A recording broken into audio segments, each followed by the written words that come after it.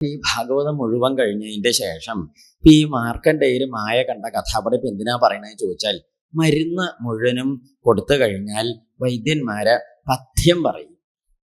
മരുന്ന് കൊടുത്തിട്ട് എന്ത് പറയുള്ളൂ? പഥ്യം. പഥ്യം എന്ന് പറഞ്ഞാൽ മനസ്സിലാവുക? എരി പാടില്ല, പുളി പാടില്ല, ചൂട് പാടില്ല, അല്ലെങ്കിൽ തണുപ്പ് പാടില്ല, അത് പാടില്ല, അങ്ങനെ പാടില്ല, അത് കഴിക്കാൻ പാടില്ല, അല്ലെങ്കിൽ ഇത് കഴിക്കേണ്ടതാണ് എന്നൊക്കെ ചില പഥ്യ നിയമങ്ങളുണ്ട്. ഈ പഥ്യം എന്ന് പറഞ്ഞ അർത്ഥം മരുന്ന് നേരാവണ്ണം ഫലിക്കാൻ വേണ്ടതായ സാഹചര്യ നിയമങ്ങളെയാണ് എന്ത് പറയുക? മരുന്ന്. പഥ്യം മരുന്നല്ല. പക്ഷെ പഥ്യം ഇല്ല വെച്ചാൽ മരുന്നില്ല എന്നാണ്. പഥ്യം മരുന്നല്ല. പഥ്യം മരുന്നാണോ? അല്ല. പക്ഷേ പഥ്യം ഇല്ലെങ്കിൽ എന്തോ ഇല്ല, മരുന്നും ഇല്ല. അപ്പൊ അതുകൊണ്ടാണ് മരുന്നല്ലെങ്കിലും മരുന്നിനെ മരുന്നാക്കി തീർക്കണ സാഹചര്യങ്ങൾക്കാണ് എന്ത് പറയുക? പഥ്യം. ഈ ഭാഗവതം മുഴുവനും കേട്ടോ പഠിച്ചു, പിന്നെ എന്താ? എന്നിട്ട് ഈ മായയിൽ ചെന്ന് കുത്തനെ മറിഞ്ഞു വീണാ പിന്നെ ഒരു കാര്യം ഇല്ല. മനസ്സിലാവുണ്ടല്ലോ? ഇത് മുഴുവനും ധരിച്ചു വെച്ചിട്ട് പിന്നെ ഈ മായയില കുത്തി മറിയണ വെച്ചാൽ ഒരു കഥയില്ല. അപ്പൊ അതുകൊണ്ട് മായയുടെ സമ്പ്രദായം മനസ്സിലാക്കിയിട്ട് കുറേശ്ശേക്ക് അതിന് കഴിഞ്ഞ് മുമ്പിലേക്ക് പോകാനായിട്ടുള്ള കഥ ഉണ്ടാവാനുള്ള ഒരു വിവരം തരാനാണ് എന്ത് പറയുന്നത്, ഒടുക്കപ്പത് പറയുന്നത്. ഇപ്പൊ എന്തപ്പോ ഈ മായയുടെ കഥ? പണ്ട് മാർക്കണ്ഡേയ മഹർഷി അദ്ദേഹം ഹിമാലയത്തില് പുഷ്പഭദ്ര എന്ന പേരായ പുഴയുടെ കരയിലിരുന്ന് അദ്ദേഹത്തിന്റെ ആശ്രമത്തിൽ നിന്ന് തപസ് ചെയ്ത്. ഈ മാർക്കണ്ഡേയരുടെ പ്രത്യേകത അറിയില്ലേ? മാർക്കണ്ഡേയർക്ക് എന്നും 16 വയസ്സേ. എന്നും 16. ശ്രീശുകർക്കും എന്നും 16. കേട്ടിട്ടില്ലേ? തം ദുഷ്ടവരിഷം സുകുമാരപാത കരോരു ബാഹ്വം സകപോല ഗാത്രം എന്നൊക്കെ പറഞ്ഞ് നമ്മൾ പഠിച്ചിട്ടില്ലേ? അദ്ദേഹത്തിന് എന്നും 16. എന്തുകൊണ്ടാണ് ഈ ശ്രീശുകർക്കും ഈ മാർക്കണ്ഡേയർക്കും ഒക്കെ എന്നും ഇങ്ങനെ 16 അല്ലേ? മാർക്കണ്ഡേയർക്കും എന്നും 16, ശ്രീശുകർക്കും എന്നും 16. നമുക്കൊക്കെ ഒരൊറ്റ ദിവസമേ 16 ഉണ്ടായിട്ടുള്ളൂ. പിന്നെ നമ്മൾ തിരിഞ്ഞു നോക്കുമ്പോൾ 16 തിരിഞ്ഞു നിൽക്കുക. എങ്ങനെ തിരിഞ്ഞു നിൽക്കുക? പൂർത്തിയായിട്ട്. എന്ത് പൂർത്തിയായിട്ട്? എന്തൊക്കെയോ പൂർത്തിയാവൂലോ. പക്ഷെ അർത്ഥം മനസ്സിലാവില്ലേ? എന്താ ഇവർക്ക് മാത്രം എന്നും 16 അത് കഥയുണ്ടേ. എന്താ വെച്ചാൽ നമ്മളെങ്ങനെയാ വെച്ചാൽ നമ്മൾ ഈ ശരീരത്തിൻ്റെയാണ് പ്രായം. അത് നമ്മളെ ശരീരമാണ്, നമ്മളെ ശരീരമാണ് നമ്മൾ വിചാരിക്കുന്നുണ്ട്. ശരീരത്തിന് ഉണ്ടാവുന്ന പ്രായം നമ്മുടെ പ്രായമായിട്ട് നമ്മൾ കൂട്ടുകൊണ്ട് നമുക്ക് എന്തുണ്ടാവും? നമുക്ക് പ്രായമാവണം. പക്ഷെ ഇവരാണെങ്കിൽ ഞാനാണ് ശരീരം, ഞാൻ ശരീരമാണെന്നുള്ള ബോധ്യമില്ലാതെ ശരീരത്തിന്റെ അപ്പുറത്തിരിക്കുന്ന ആത്മഭാവത്തെ സാക്ഷാത്കരിച്ച മഹർഷിമാരായതുകൊണ്ട് ശരീരത്തിന്റെ പ്രായം ആരെ ബാധിക്കില്ല? ഈ മഹർഷിമാരെ ബാധിക്കില്ല. അപ്പൊ അതുകൊണ്ട് അവരെന്നും 16. എന്നും 16 ചെന്ന നല്ല പ്രായത്തിലാണ് അവർ. ഈ മാർക്കണ്ഡേയര് പുഷ്പഭദ്രയുടെ കരയിൽ ഇരുന്ന് തപസ് ചെയ്യുമ്പം ദേവേന്ദ്രൻ മഹാകേമായ തപസ്സാണേ. അപ്പൊ ദേവേന്ദ്രൻ വിചാരിച്ചു തൻ്റെ സ്ഥാനം കൈക്കലാക്കാനാണോ അപ്പൊ അദ്ദേഹം തപസ് ചെയ്യുന്നത് എന്നൊരു സംശയം തോന്നിയിട്ട് തപസ് മുടക്കാനായിട്ട് അദ്ദേഹത്തിന്റെ അടുത്തേക്ക് അപ്സരസുകളെ പറഞ്ഞു. ശുർവശി, മേനക, രംഭാതിലോത്തമന്റെ അനിയത്തിമാർ, അച്ചോളുടെ മക്കൾ, അമ്മായിയുടെ മക്കൾ എല്ലാവരും കൂടി ഓട്ടർച്ച വിളിച്ചങ്ങോട്ട് പോന്നു. നൃത്തം ചെയ്യാനായിട്ട് ഇദ്ദേഹത്തിന്റെ മുമ്പിലേക്ക് പോകുന്നു. എല്ലാവരും കൂടി കൂട്ടായിട്ട് വന്ന് ഇദ്ദേഹത്തിന്റെ മുമ്പിൽ ഗംഭീര നൃത്തം. എന്താ രാവിലെ 8:15 വന്ന് 9:15 തുടങ്ങിയതാണ് എന്താ ഡാൻസ് പരിപാടി. കുറെ നേരം ഉച്ചയ്ക്ക് 2:30 വരെ അവരെ ശ്വാസം മുട്ടി ഇങ്ങനെ നൃത്തം ചെയ്തു. കുറെ കഴിഞ്ഞപ്പോൾ ഉർവശി മേനകയോട് പറഞ്ഞു, ഉർവശി എനിക്ക് കാലിന്റെ മടമ്പിനൊരു വേദനയുണ്ട്. മേനക പറഞ്ഞു, എനിക്ക് മുട്ടുകാലോളം വേദനയുണ്ട്. എല്ലാവർക്കും ഉണ്ട്, ഒരേ ജാതി നിലത്ത് ഇങ്ങനെ ചവിട്ടല്ലേ. അപ്പൊ അതുകൊണ്ട് അത് ഇവര് പറയും ചെയ്തു പരസ്പരം, നമ്മളിപ്പോ കുറെ നേരമായില്ലേ നൃത്തം ചെയ്യണോ, ഇദ്ദേഹം കണ്ണ് തുറക്കുന്നു തോന്നുന്നില്ല, ഇത് കഴിഞ്ഞ കൊല്ലം അടച്ചതാ. അദ്ദേഹം ദീർഘസമാധിയുള്ള ആളാണ്. നമ്മുടെ മാതിരി ആ ഊണ് വിളമ്പിയിട്ട് 5 മിനിറ്റുള്ള മറ്റേ ആ ധ്യാനല്ല. ഏത് ആ ഊണിന്റെ കിണ്ണത്തേക്ക് നോക്കിയിട്ടുള്ള ധ്യാനല്ലേ, അത് ദീർഘസമാധിയാണേ. അതൊന്നും വിചാരിച്ച മട്ടിലുള്ള നമ്മൾ വിചാരിച്ച കഥയൊന്നുമില്ല. വലിയ മഹാത്മാവാണേ. അപ്പൊ നമ്മൾ വെറുതെ ഇവിടെ പണി, നമുക്ക് പോവുക. ഇവരെല്ലാരും കൂടി കൂട്ടായിട്ട് പോയ മാതിരി തിരിച്ചങ്ങോട്ട് പോന്നു. ദേവേന്ദ്രന്റെ അടുത്ത് വന്നിട്ട് പറഞ്ഞു, അതോ ദേവേന്ദ്ര മഹാരാജാവേ, അത് വിശ്വാമിത്രരല്ല എന്നും പറഞ്ഞു. എന്താ അങ്ങനെ പറഞ്ഞത്? പണ്ട് പറ്റുള്ളൊക്കെ കൂടെ കൂടിയിട്ട് ആ വിശ്വാമിത്രരെ വട്ടത്തിലാക്കിയതേ. ആ വിശ്വാമിത്രരെ തപസ് ചെയ്യുന്ന കാലത്താണ് ഈ മേനക ഒരു ദിവസം കണ്ടു. വൈകുന്നേരം ആകുമ്പോൾ ഇങ്ങനെ നല്ല വെള്ളമില് പുള്ളിയുള്ള സാരിയും കുപ്പായൊക്കെ ഇട്ടിട്ട് അങ്ങനെ വരുന്നു. വേഗം കോട്ടയൊക്കെ ഇട്ട് വൈകുന്നേരം വഴി കൂടി പോകണം. അപ്പൊ ഒരു ചാറൽ മഴയുണ്ട്. അപ്പൊ മേനക ഇങ്ങോട്ട് കയറിയിട്ട് വിശ്വാമിത്രരോട് ചോദിച്ചു, ഞാനൊന്ന് ഈ അറയത്തൊന്ന് നിന്നോട്ടെയോ, മഴ ചോർന്നിട്ട് പോയിക്കോളാന്നും പറഞ്ഞു. ഈ മഴയത്ത് പൊരുത്തി വന്നിട്ട് വൈകുന്നേരം ആകുമ്പോൾ പടത്തിരി നിന്നോട്ടെ ചോദിച്ചാൽ അയ്യോ വയ്യാന്ന് പറഞ്ഞ മോശമല്ലേ? അങ്ങനെ പറയാൻ പാടില്ലല്ലോ. അപ്പൊ മഹർഷി പറഞ്ഞു, പോയിക്കോട്ടെ വിഷമമില്ല എന്നും പറഞ്ഞു. അങ്ങനെ അന്ന് വൈകുന്നേരം 4:15 കയറി നിന്നോള് 10 കൊല്ലം കഴിഞ്ഞിട്ടാ പോയത്. മേനക. അങ്ങനെ ഉണ്ടായത്. അങ്ങനെയാണ് നമ്മുടെ ശകുന്തളയൊക്കെ ഉണ്ടായതേ. ഒന്നും പറയണ്ട, ഇവളെന്തിനാ വന്നത്? തന്റെ തപസ്സിളക്കാൻ വന്നതാണേ. അപ്പോഴല്ലേ മനസ്സിലായത്. അങ്ങനെ മേനകയെ പറഞ്ഞയച്ചു. മേനക പോയി അതിന്റെ അടുത്ത ആഴ്ച പിറ്റേത്തെ വെള്ളിയാഴ്ച അതാ വരുന്നു. ഏതാണ്ട് ഒരു 10-10:15 വേഗം കൊടിയൊക്കെ ഇട്ട് രംഭ. രംഭ അവിടെ നിന്ന് ആ പാടത്തെ കൂടി ഇങ്ങനെ വരുന്നത് കണ്ടപ്പോൾ തന്നെ മഹർഷിക്ക് മനസ്സിലായി ഇവള് നല്ല വരവല്ല എന്ന്. അവളെ അങ്ങോട്ട് പറമ്പിക്ക് കയറുന്നതിന്റെ മുമ്പ് ശപിച്ച് കല്ലാക്കി. അത് പിന്നെ ടോറസ് ലോറിയിൽ എടുത്ത് കൊണ്ടുപോയി കടലിന്റെ ഭിത്തി കെട്ടാൻ. എന്താ അർത്ഥം? കാമം കൊണ്ടാണ് ആര് പറ്റിച്ചത്? മേനക പറ്റിച്ചത് വെച്ചാൽ ക്രോധം കൊണ്ടാണ് ആര് പറ്റിച്ചത്? രംഭ പറ്റിച്ച്. കാമും ക്രോധവും തപസ്സിന് തടസ്സാണ് എന്ന് ആർക്ക് മനസ്സിലായി? ഈ വിശ്വാമിത്രരെയൊക്കെ ഇങ്ങനെ പെടുത്തിയ കൂട്ടരാണ് ഇവരൊക്കെ. നല്ല അതായത് ഈ ഉർവശി, മേനക, രംഭ, തിലോത്തമ എന്നൊക്കെ പറഞ്ഞാൽ തന്നെ അവിടെ തപസ്സലക്കൽ ഡിപ്പാർട്ട്മെന്റിന്റെ ആൾക്കാരാണ്. അതിൽ ഉർവശിയാണ് അതിന്റെ HOD, head of the department. ഇവർക്ക് തന്നെ പ്രധാന പരിപാടി അളക്കല്, തപസ്സളക്കല്. അപ്പൊ അവരാ വന്നിട്ട് ഇദ്ദേഹത്തെ ഇളക്കി നോക്കിയത്. അദ്ദേഹം ഇളകിയില്ല. പറഞ്ഞതിന്റെ അർത്ഥം എന്താണെന്നറിയോ? ആള് പ്രായം 16 ഉള്ളൂ എന്ന് പറഞ്ഞിട്ട് കാര്യമില്ല. ഇങ്ങനെയുള്ളതിലൊന്നും ഇളകണ കൂട്ടമൊന്നുമല്ല. നല്ല കഥയുള്ള, നല്ല വിദ്വാനായ, നല്ല മഹിമയുള്ള, ഉറപ്പുള്ള മഹർഷിയാണെന്നാ പറഞ്ഞത്. മഹർഷിയുടെ ഒരു മഹിമ മനസ്സിലായില്ലേ? അദ്ദേഹമാണ് മാർക്കണ്ഡേയർ. മാർക്കണ്ഡേയരുടെ മേൽവിലാസം അപ്പ പറഞ്ഞത്. അങ്ങനെയുള്ള മാർക്കണ്ഡേയരുടെ ആ മഹിമ, അദ്ദേഹം തപസ് ചെയ്ത് കേമമായിട്ട് തപസ് ചെയ്തു. ഇദ്ദേഹത്തിന് മുമ്പിക്ക് തസ്യൈവം യുഞ്ജതശ്ചിത്തം തപസ്വാധ്യായ സംയമൈഹി അനുഗ്രഹായ ആവിരാസീൽ നരനാരായണോ ഹരി. ഭഗവാൻ നരനാരായണ ഭാവേന നരനാരായണ ഋഷീശ്വരന്മാരായിട്ട് അദ്ദേഹത്തിന് മുമ്പിക്ക് വന്ന് അവതരിച്ചു. അപ്പൊ നരനാരായണ ഭഗവാന്മാരെ തൊഴുതു. ചോദിച്ചു, അങ്ങക്ക് എന്താ വരം വേണ്ടത് ചോദിച്ചു മാർക്കണ്ഡേയരോട്. മാർക്കണ്ഡേയര് പറഞ്ഞു, എന്ത് വരം? ഒരു വരവും വേണ്ട. ഒന്നും വേണ്ട പറഞ്ഞു. എന്താ ഇപ്പൊ ഒന്ന് ചോദിക്കുക? അവനവന്റെ കയ്യിൽ ഇല്ലാത്തതല്ലേ ചോദിക്കുക? അവിടെ എല്ലാം ഉണ്ടേ. ഭഗവാനെ കിട്ടിയവന് പിന്നെ എല്ലാം കിട്ടിയില്ലേ? നമുക്ക് ഈ ഭഗവാനെ കിട്ടാത്തതുകൊണ്ട് അതും ഇതൊക്കെ വേണ്ടി വരും. ഭഗവാനെ കിട്ടിയവന് അതും ഇതും വേണ്ട. എന്തേ വേണ്ടു? ഭഗവാനല്ലേ വേണ്ടു. അതല്ലേ വെണ്ണ കയ്യിലുള്ളവന്. വെണ്ണയായി. ഉരുക്കിയാ വേണമെങ്കിൽ നെയ്യുമായി. നെയ്യ് കയ്യിലുള്ളവനോ നെയ്യായി, വെണ്ണയാവില്ല. ശരിയല്ലേ? ഭഗവാൻ കയ്യിലുണ്ടെങ്കിൽ എന്തായി? കാമദം മോക്ഷദം ജൈവ. അങ്ങനെയുണ്ട്. ഭൗതികമായിട്ടും ശ്രേയസും പ്രേയസും ഒക്കെ ഭഗവാന്റെ കയ്യിലാണ്. എനിക്കൊന്നും വേണ്ട പറഞ്ഞു. ഒന്നും വേണ്ടേ ചോദിച്ചു. ഒന്നും വേണ്ട, എനിക്കിപ്പോ എല്ലാം ഉണ്ടോ? ഒന്നും വേണ്ട. എല്ലാം ഉണ്ടോ അങ്ങക്ക് ചോദിച്ചു. അപ്പൊ മാർക്കണ്ഡേയർ പറഞ്ഞു, എല്ലാം ഇല്ല എന്ന് പറഞ്ഞു. എന്താ ഇല്ലാത്തത്? ഞാൻ ഈ മായ എന്താന്ന് കണ്ടിട്ടില്ല. ഇവിടെ വരുന്നവരൊക്കെ ഇങ്ങനെ മായ എന്ന് പറയും. കിശല് എന്താ സാധനം? ഒന്ന് കാണിച്ചു തരുമോ ചോദിച്ചു. അപ്പോഴേ ഈ മാർക്കണ്ഡേയരോട് ചോദിച്ചു നരനാരായണന്മാര്, വേണോ ഈ വേലിയുമ്പ കിടക്കുന്നതെടുത്ത് ഈ വേലിയുമ്പ കിടക്കുന്നതെടുത്ത് മടിയിൽ വെക്കേണ്ട വല്ല കാര്യമുണ്ട്? അത് വേലിയുമ്പ കൂടെയാണ് പൊയ്ക്കൊള്ളി, ദുരിതം ഉണ്ടാക്കണമെന്ന്. അപ്പൊ മാർക്കണ്ഡേയർ പറഞ്ഞു, ഞാൻ കണ്ടിട്ടില്ല, ഒന്ന് കണ്ടാൽ തിരക്കടില്ല എന്ന് പറഞ്ഞു. ശരി ആയിക്കോട്ടെ എന്നും പറഞ്ഞു അനുഗ്രഹിച്ചാര് പോയി. മാർക്കണ്ഡേയര് അങ്ങോട്ട് പോവുകയും ചെയ്തു. മാർക്കണ്ഡേയരുടെ മുമ്പ് നരനാരായണ ഭഗവാൻ പോവുകയും ചെയ്തു. കുറച്ചു കഴിഞ്ഞു വൈകുന്നേരമായപ്പോൾ മാർക്കണ്ഡേയ മഹർഷി എന്ത് ചെയ്തു? കുളി കഴിഞ്ഞ സന്ധ്യാവന്തനത്തിനെ അദ്ദേഹത്തിന്റെ ആശ്രമത്തിൽ പലകെട്ട് പടിഞ്ഞാട്ട് തിരിഞ്ഞിങ്ങനെ ഇരിക്കുക. അവിടെ ഇരുന്നു. മണി 5. അദ്ദേഹം അങ്ങോട്ട് ജപിക്കാൻ തുടങ്ങിയതാ. അപ്പോൾ ഒരു മഴക്കാറ് കലശലായിട്ട് ഇങ്ങോട്ട് മഴക്കാറ് പുറപ്പെട്ടു എന്ന് മാത്രമല്ല, ഗംഭീര മഴയും. അത് പിന്നെ ഇപ്പൊ വൈകുന്നേരം ഉണ്ടല്ലോ, മറ്റേ മർദ്ദം കാരണം നിരീക്ഷിച്ചു, അത് വെളിച്ചായിട്ടുണ്ട്. അപ്പൊ അത് മഞ്ഞ ചൊമ്പായി. പിന്നെ അതൊന്നും പറയണം. നമ്മുടെ നാട്ടിൽ അങ്ങനെയല്ലേ? പച്ച മഞ്ഞവും മഞ്ഞ ചൊമ്പവും, ചൊമ്പ് പിന്നെ പല ജാതിയാവും, എന്നൊരു കഷ്ടത്തിലാവും, വെള്ളപ്പൊക്കമായി വിഷമായി. ഇതിങ്ങനെ വെള്ളം പൊങ്ങി വന്നു. അതിപ്പോ പുഴ കവിഞ്ഞു, മുറ്റത്തേക്ക് എത്തി. അവിടുന്ന് തൻ്റെ പർണശാലയും മുങ്ങി, എല്ലാം മുങ്ങി, സകലതും മുങ്ങി. ഇനി ഒന്നും ഇല്ല. അപ്പൊ എവിടെ? നമുക്ക് പർവ്വതങ്ങൾ വരെ മുങ്ങി. വെള്ളം മാത്രം. എവിടെ നോക്കിയാലും വെള്ളം മാത്രം. അദ്ദേഹം ഇങ്ങനെ നീന്തുകണേ.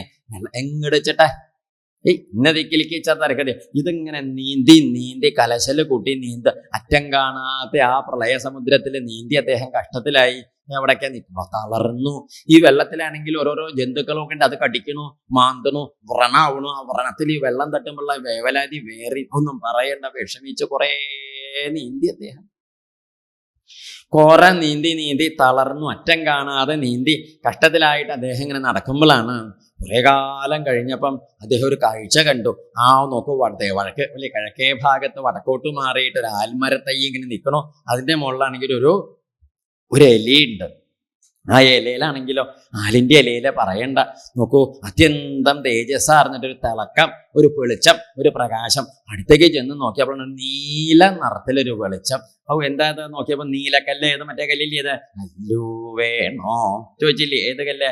നീല നിറം പോലും നല്ല കല്ലു വേണോ, നല്ല വൈരി പേരോലും കല്ലു വേണമോ, പശുക്കളെ പാലിക്കുന്ന നന്ദഗോപൻ ശൗരിയോട് നിശുക്കന്യെ വാങ്ങിയതാം കല്ലു വേണമോ, ദേവകി തൻ ജഠരമം ആകരത്തിൽ നിന്മോദിച്ച ദേവകൾക്കും മോഹമേറ്റും കല്ലു വേണമോ, ആ കല്ലാണ് ഈ കല്ല്.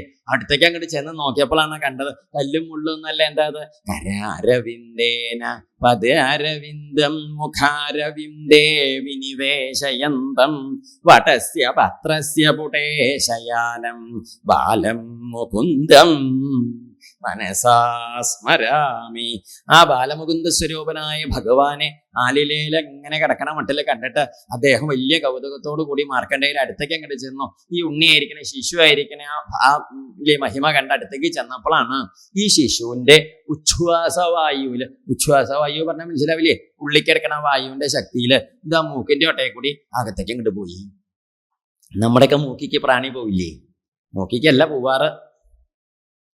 അതന്നെ, അങ്ങനെയാ പോവാറ്. എന്താ വെച്ചാൽ മൂക്കിന് പിന്നെ പണ്ടേ അടപ്പില്ല, അടപ്പുള്ളത് തുറന്നും പിടിക്കും. ഇതാ അതങ്ങോട്ട് പോയി. അങ്ങോട്ട് പോയി ഇവിടെ എത്തിയപ്പോൾ ഇങ്ങോട്ട് എടുക്കാൻ നോക്കി, ഇത് ഇങ്ങോട്ടും കിട്ടണില്ല. പിന്നെ നമ്മൾ അങ്ങടാക്കി. അന്ന് നോണ എന്ന് കണ്ടിട്ടില്ലേ? ചിലതൊക്കെ അങ്ങോട്ട് പോയി. ഇത് ഈ പ്രാണി പോണ ജാതിയിൽ മൂക്കി കൂടി അകത്തേക്ക് അങ്ങോട്ട് പോയി. അകത്തങ്ങോട്ട് ചെന്നപ്പോൾ എന്താ കഥ? അവിടേക്ക് നോക്കിയപ്പോഴല്ലേ അവിടെ വെള്ളമില്ല, പൊക്കല്ല, കാറ്റില്ല, മഴയില്ല, ഒന്നുമില്ല. പുഷ്പഭദ്ര ഇങ്ങനെ ഒഴുകണോ, ആശ്രമം ഇങ്ങനെ ശാന്തമായിട്ടിരിക്കണോ. അപ്പൊ ആ മാർക്കണ്ഡേയർക്ക് തോന്നിയേ പുറത്ത് കണ്ടതെന്നാ തോന്നിയതാവും. ഏത് പുറത്ത് പോയിട്ടൊക്കെ വെള്ളപ്പൊക്കം നീന്തിയതൊക്കെ ഇല്ലേ, തോന്നിയതാവും നിരീക്ഷിച്ചു. അദ്ദേഹം അങ്ങനെ നിന്നും കൊണ്ടിരിക്കുന്ന സമയത്താണ് കുറച്ച് ദിവസം അവിടെ ഇങ്ങനെ നിന്നേ. അപ്പോഴാണ് ഈ നിശ്വാസ വായു ഉണ്ടാവില്ല, കീഴ്പ്പെട്ടുള്ള വായു ഇവിടെക്കോ അത് കിടക്കണം വെള്ളത്തിൽ. അത് കിടക്കണില്ല. അങ്ങനെ വെള്ളത്തേക്ക് വീണ് പിന്നെയും നീന്തി നീന്തി നീന്തി. അപ്പൊ അദ്ദേഹത്തിന് തോന്നി ഉള്ളിൽ കണ്ടത് തോന്നിയതാവും. നമുക്ക് എന്തെങ്കിലും ഒന്നും തോന്നാണ്ട പറ്റില്ല. ഇവിടെ വെച്ചാൽ അവിടെ തോന്നിയത് അവിടെ. ഇങ്ങനെ അദ്ദേഹം ഉള്ളിക്ക് പോവുക, അപ്പുറത്തേക്ക് വരിക, ഉള്ളിക്ക് പോവുക, അപ്പുറത്തേക്ക് കുറെ നേരം അങ്ങനെ നടന്നു. മാർക്കണ്ഡേയർ മഹാവിദ്വാനായതുകൊണ്ടേ അദ്ദേഹത്തിന് മനസ്സിലായി എന്ത് ഇതിപ്പോ എന്താ കണ്ടത്, ഭഗവാന്റെ മഹിമയാണെന്ന് മനസ്സിലാക്കിയിട്ട് ആ ഉണ്ണിയായിരിക്കണം ഭഗവാൻ എന്ന കാൽക്കൽ വീണ് തൊട്ട് തൊഴുത്ത് നമസ്കരിക്കാനായിട്ട് മാർക്കണ്ഡേയർ ഊട്ടി അങ്ങോട്ട് ചെന്ന് കെട്ടിപ്പിടിച്ച് നമസ്കരിക്കാൻ പുറപ്പെട്ടപ്പം എന്തേ കഥ എന്നറിയോ? ഉണ്ണിയില്ല, ആലിന്റെ ഇലയില്ല, വെള്ളവും ഇല്ല, പൊക്കവും ഇല്ല, ഒന്നുമില്ല. മാർക്കണ്ഡേയർ ഇങ്ങനെ തന്റെ ആശ്രമത്തിൽ ഇരിക്കണോ, പലകേമ്പല് പടിഞ്ഞാട്ടും നോക്കിയിരിക്കണോ. മണി 5. ഇതെപ്പോഴാ തുടങ്ങിയത്? ഇപ്പൊ മണി. ഇപ്പോഴാ മാർക്കണ്ഡേയർക്ക് മനസ്സിലായി തരക്കടില്ല കേട്ടോ ഇത്.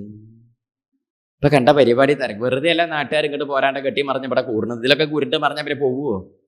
ശരിയല്ലേ? ഇത് മായയുടെ ഒരു കഥ കണ്ട് അപ്പോഴാണ് അദ്ദേഹത്തിന് ആ മായയുടെ പ്രഭാവം മനസ്സിലായത്. അങ്ങനെ മാർക്കണ്ഡേയർ മായയൊക്കെ കണ്ടിരിക്കുന്ന കാലത്ത് ഒരിക്കല് ഭഗവാൻ ശ്രീപരമേശ്വരനും പാർവതീദേവിയും കൂടി ആകാശദേശത്തിൽ കൂടി പോകുമ്പോൾ താഴെ ആരെ കണ്ടു? മാർക്കണ്ഡേയരെ കണ്ട്. മാർക്കണ്ഡേയരെ കണ്ടപ്പം ഈ പാർവതീദേവി ഭഗവാനോട് ചോദിച്ചു, ഭഗവാനെ നമ്മുടെ മാർക്കണ്ഡേയരല്ലേ? ഉവ്വയെ മാർക്കണ്ഡേയരാണ്, ഒന്ന് കണ്ടിട്ട് പോയാലോ? ഉവ്വയെ കാണാലോ, വന്നോളൂ പോവാം. അങ്ങനെ പാർവതീ പരമേശ്വരന്മാര് രണ്ടാള് ഇവിടേക്ക് വന്നു. ഈ മാർക്കണ്ഡേയരുടെ മുമ്പിലേക്ക് വന്നേ. മാർക്കണ്ഡേയരുടെ മുമ്പിൽ വന്ന് രണ്ടാളും പ്രത്യക്ഷമായിട്ട് ഇങ്ങനെ നിന്നിട്ട് മാർക്കണ്ഡേയർ കണ്ണൊന്നും തുറന്നില്ല. അദ്ദേഹം ഇങ്ങനെ കണ്ണടച്ചിരിക്കരുത്. കുറെ നേരം നിന്നു. അപ്പൊ പാർവതി ചോദിച്ചു, ഇത് എപ്പോഴാ തുറക്കുക ചോദിച്ചു. ഏത് കടയല്ല, ഈ കണ്ണ് എപ്പോഴാ തുറക്കുക എന്നിങ്ങനെ ചോദിച്ചേ. അപ്പൊ ഭഗവാൻ പറഞ്ഞു, അത് 4 കൊല്ലമായി അടച്ചിട്ട് ഇനി 8 കൊല്ലം കഴിഞ്ഞാൽ തുറക്കുകയായിരിക്കുന്നു. അദ്ദേഹം മഹാദീർഘസമാധിയാണ്. അപ്പൊ പാർവതീദേവി ചോദിച്ചപ്പോ നമുക്കിപ്പോ അദ്ദേഹത്തെ കണ്ട് മിണ്ടി പറഞ്ഞു പോവാൻ പറ്റണ്ടാവില്ല പോവാ ചോദിച്ചു. അതൊന്നും ഉണ്ടാവില്ല, മിണ്ടി പറഞ്ഞതൊക്കെ പോവാന്നും പറഞ്ഞു. ഭഗവാൻ എന്ത് ചെയ്തു? മാർക്കണ്ഡേയരുടെ ഉള്ളിലേക്ക് അങ്ങോട്ട് പ്രവേശിച്ചു, ഹൃദയത്തിൽ ഭഗവാന്റെ ഈ സ്വരൂപം അങ്ങോട്ട് കണ്ടപ്പം മാർക്കണ്ഡേയർ പെട്ടെന്ന് ഇങ്ങോട്ട് കണ്ണങ്ങോട്ട് തുറന്നു. കണ്ണു തുറന്നപ്പോ എന്ത് കണ്ടു? നേത്രേ ഉന്മീല്യദൃശേ സഗണം സോമയാഗതം രുദ്രം ത്രിലോകൈകഗുരും നനാമ ശിരസാമുനി. ആ മഹർഷി തന്റെ മുമ്പിൽ ഭഗവാൻ ഇങ്ങനെ നിൽക്കണു. ഇല്ല എന്തല്ലേ കഥ? അങ്ങനെ നിൽക്കണ ഭഗവാനെയും പാർവതീദേവിയും കൂടി ഒന്നിച്ച കണ്ടപ്പം അങ്ങോട്ട് നമസ്കരിച്ച് നല്ലോണം ഇങ്ങോട്ട് തൊഴുതിട്ട് പറഞ്ഞു, ഭഗവാനെ നമഃശിവായ ശാന്തായ സത്വായ പ്രമൃഡായ ച രജോജുഷേപ്യഘോരായ നമസ്തുഭ്യം തമോജുഷേ തസ്മൈ നമോ ഭഗവതേ ത്രിഗുണായ ഗുണാത്മനെ കേവലായ അദ്വിതീയായ ഗുരവേ ബ്രഹ്മമൂർത്തയേ. ഭഗവാനെ നാരായണ അങ്ങോട്ട് നമഃശിവായ എന്ന് പറഞ്ഞങ്ങോട്ട് നമസ്കരിച്ചു.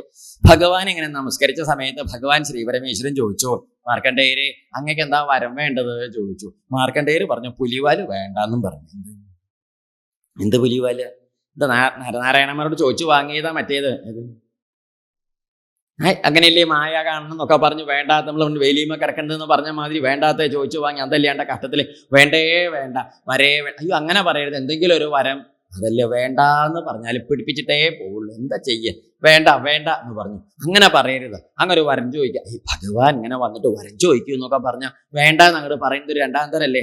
തന്നോളൂ, വരം തന്നോളൂ. അങ്ങനെ എനിക്ക് എന്ത് വരം ആയിക്കോട്ടെ, അങ്ങനെ എനിക്ക് വരം തരികയാണെങ്കിൽ ആ വരം ഇങ്ങനെയാവട്ടെ. എങ്ങനെ? വരമേകം വൃണേധാപി പൂർണാൽ കാമാഭിവർഷണാൽ ഭഗവത്യച്യുതാം ഭക്തിം തൽപരേഷു തഥാ ത്വയി. അതേ വേണ്ടു വരം. എങ്ങനെ? ഒരേ ഒരു വരേ വേണ്ട, അങ്ങ് തരാച്ചാൽ അത് എങ്ങനെ ആയിക്കോട്ടെ. ഭഗവാന്റെ തൃപ്പാദത്തില് എന്നും എനിക്ക് അചഞ്ചലായ ഭക്തി ഉണ്ടാവണം. പോരാ, തൽപരേഷു ഭഗവത് ഭക്തന്മാരിലും എനിക്ക് എന്നും ഭാവം ഉണ്ടാവണം. പോരാ, തഥാ ത്വയി പരമേശ്വര ഭഗവാന്റെ പാദത്തിലും അദ്വിതീയമായ ഭാവേന എനിക്ക് ഭക്തി ഉണ്ടാവണേ എന്ന് പറഞ്ഞ് തൊഴുതു, നമസ്കരിച്ചു. അദ്ദേഹത്തെ അനുഗ്രഹിച്ച് പാർവതീ പരമേശ്വരന്മാര് പോയി. ഇതാണ് മാർക്കണ്ഡേയര് മായ കണ്ട കഥ. എന്തിനാ ഇത് പറഞ്ഞത്? വെറുതെ ഒരു കഥ പറയാൻ പറഞ്ഞതല്ലേ. നോക്കൂ, മാർക്കണ്ഡേയർക്ക് മായ കണ്ടപ്പം മായയാണെന്ന് മനസ്സിലായി. അദ്ദേഹം മായ കണ്ടപ്പം മായയാണെന്ന് മനസ്സിലായി. നമ്മൾ ഇതിൽ മുങ്ങി കിടക്കൊണ്ട് നമുക്ക് ഈ സാധനം ഈ കുളിക്കാത്തവന്റെ നാറ്റം മനസ്സിലാവില്ല. നാട്ടുകാരാണത് അറിയുക. നമ്മളിപ്പോൾ കുറച്ച് കുളിച്ചില്ല വെച്ചാൽ നമുക്ക് കുഴപ്പമൊന്നുമില്ല. അടുത്തുള്ളവരെ പറയും തിന്മേനി. അയാളുടെ മൂക്കുമ്പിൽ നോക്കിയാലേ നമ്മുടെ മണം നമുക്ക് മനസ്സിലാവും. നമുക്ക് നമ്മുടെ മണം മനസ്സിലാവില്ല എന്ന് പറഞ്ഞ മാതിരി മായയിൽ പെട്ട് കിടക്കണമെന്ന് മായയിലാണെന്ന് മനസ്സിലാവും. തീവണ്ടിയിൽ ഇരിക്കണവന് തീവണ്ടി പോണത് കാണാൻ പറ്റുമോ? തീവണ്ടിയിൽ ഇരുന്ന് പുറത്തേക്ക് നോക്കി ഇരിക്കണവനല്ല. നമ്മൾ തീവണ്ടിയിലേക്ക് നോക്കിയിരുന്ന് നോക്കോ, വണ്ടി പോണത് കാണാൻ പറ്റുമോ? പറ്റില്ല. പിന്നെ എപ്പോഴാണ് വണ്ടി പോണത്? കാരണം തീവണ്ടിയിൽ നിന്ന് ഇറങ്ങി നിന്ന് നോക്കണം. ഇതൊന്നും കേട്ട് തീവണ്ടിയിൽ നിന്ന് ഇറങ്ങി നിന്ന് വണ്ടി പോണത് നോക്കണ്ട. വണ്ടി പോകും, നമ്മളവിടെ ഞാൻ പറഞ്ഞ് നിൽക്കും. പറഞ്ഞത് മനസ്സിലാവണില്ലേ? തീവണ്ടിയിൽ കയറി അതിലിരുന്ന് അതിലേക്ക് നോക്കി പോണവന് മനസ്സിലായി. ഡാൻസ് കളിക്കണവന് ഡാൻസ് കാണാൻ പറ്റുമോ? കുട്ടികളിങ്ങനെ കൈകൊട്ടി കളിയാ. കളിക്കണ കുട്ടിക്ക് അത് കാണാൻ പറ്റില്ല. ആരാ കാണുന്നത്? കളിക്കാത്തവര് അത് കാണും. ശരിയല്ലേ? ഇത് എന്താ കാരണം? അതങ്ങനെയാണ് ലോകത്തിന്റെ പതിവ്. മായയിൽ പെട്ടവർക്ക് കാണാൻ പറ്റില്ലെങ്കിലും നമ്മൾ ഈ ലോകത്തിൽ അനുഭവിക്കുന്ന ദുരിതങ്ങളൊക്കെ എന്തുകൊണ്ടുള്ള ദുരിതങ്ങളാണ്? നമ്മൾ പറയാറില്ല ഓരോ ദുരിതങ്ങളാ. അമ്മ മകളുടെ അടുത്ത് അല്ലെ, മകള് വന്ന് അമ്മോട് പറഞ്ഞു, അമ്മയെ വയ്യ, അമ്മ പറ്റില്ലെത്തി, അങ്ങനെയാണ്, അമ്മ കഷ്ടപ്പാ, അതാണ്. മകള് പാവം കുട്ടി കുറേ സങ്കടം അമ്മോട് പറഞ്ഞു. അപ്പൊ അമ്മ പറഞ്ഞു, സാരല്ലേ കുട്ടിയെ, അമ്മ എന്തോ അമ്മ ഇങ്ങോട്ട് കെട്ടയച്ച മകൾക്ക് തോന്നി വേണ്ടിയിരുന്നില്ല. അത്ര ഇരട്ടിയാണ്. അപ്പം അമ്മയും കൂടെ അഴിച്ച കെട്ടിൽ ധാരാളം ഉണ്ടേ. എന്നിട്ട് പറയുന്നു, സാരല്ലേ കുട്ടി, അനുഭവിക്കുക തന്നെ, അല്ലാണ്ട് എന്താ ചെയ്യണത്? ആര് പറഞ്ഞു?